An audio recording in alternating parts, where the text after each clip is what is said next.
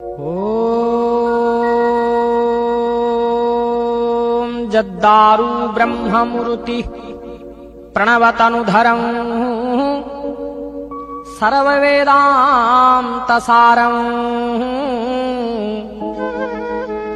भक्तानां कल्पवृक्ष्यं भवजलतरणिः सर्वतत्त्वानुतत्त्वम्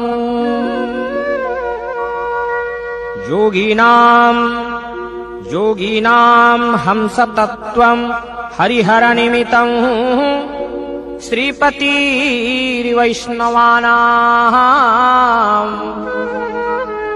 शैवानां भैरवाक्ष्यं पशुपतिरिति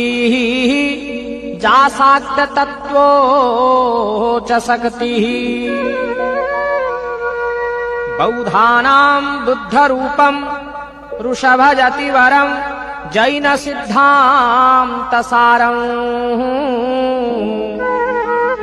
शादेवं पातु नित्यं कलिकुलगुहरं श्रीनीलशैलाधिनाथम् पञ्चदशाध्यायः श्रीपुरुषोत्तमो योग श्रीभगवानुवाच ओरद्धो मूलमध्यशाख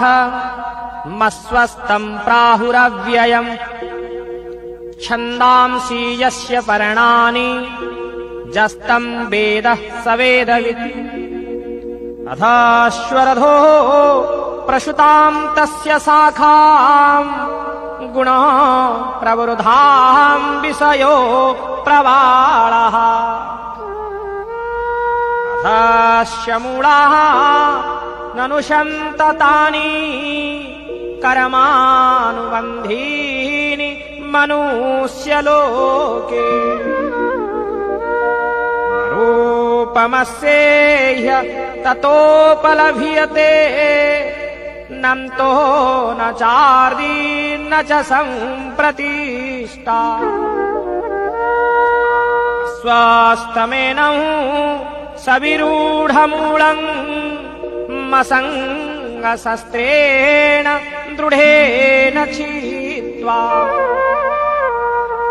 ततः पदं तत् परिमार्गितव्यं यस्मिन् गतानो निवर्तन्ति भूयः तमेव चाद्यं पुरुषं प्रपद्ये यतः प्रवृत्तिः प्रसुता पुराणी निर्माणमोहां जितसङ्गदोषाम्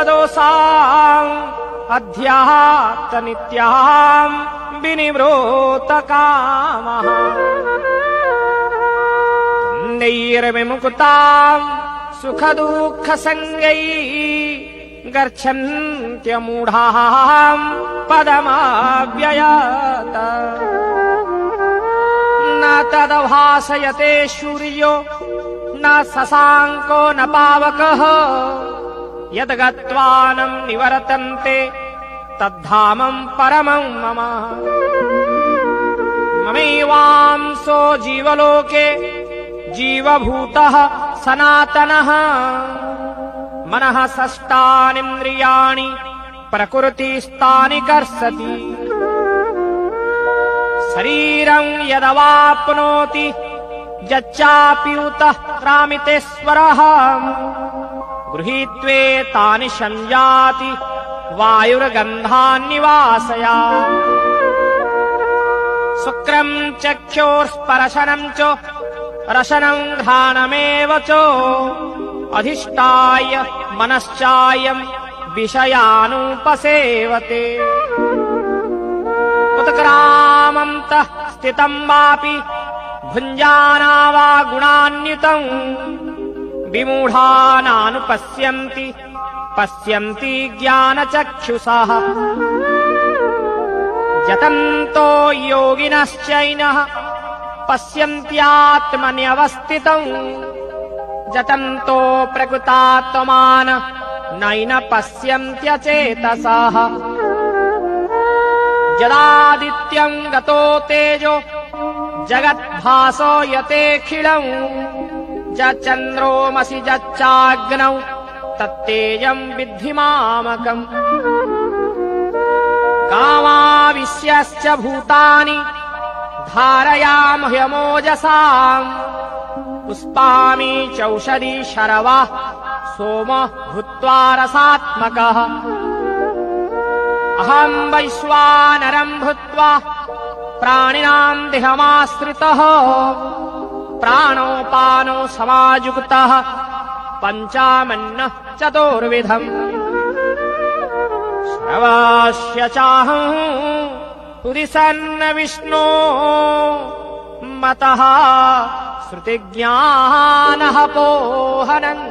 च वेदैश्च सर्वैः रहमेव वेद्यो वेदान्तकृतुवे विदे वेदचाहम् वावीमम् पुरुषौ लोके क्षरश्चाक्षरहेव च क्षरः सर्वाणि भूतानि कुटस्थोऽक्षर उच्यते उत्तमः पुरुषोऽस्तन्यः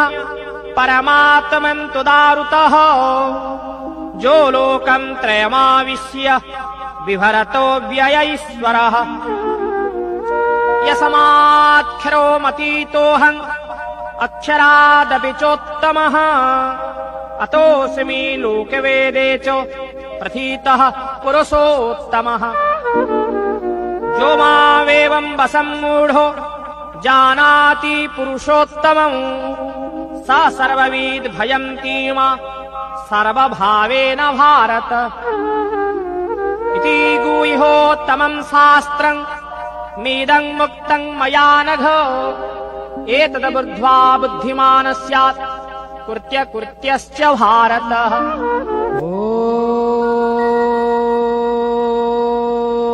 जद्दारु ब्रह्ममुरुति प्रणवतनुधरम् सर्ववेदान्तसारम्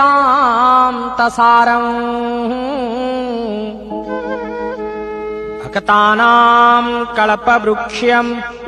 भवजलतरणीः सर्वतत्त्वानुतत्त्वम्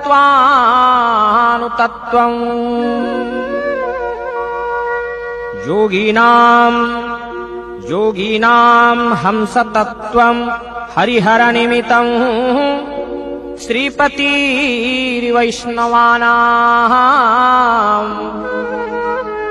शैवानाम् भैरवाक्ष्यम् पशुपतिरितिः जासाक्ततत्त्वो च शक्तिः बौद्धानाम् बुद्धरूपम् वृषभजतिवरम् जैनसिद्धान्तसारम्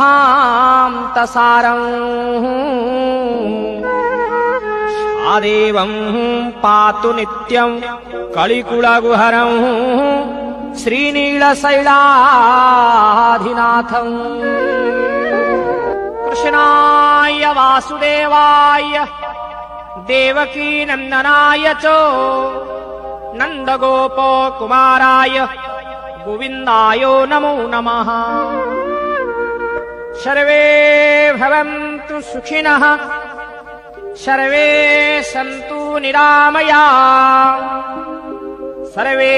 भद्राणि पश्यन्तु मा कश्चित् दुःखभाग् भवेत्। हरि ओम् शान्तिः ओम् शान्तिः ओम् शान्तिः।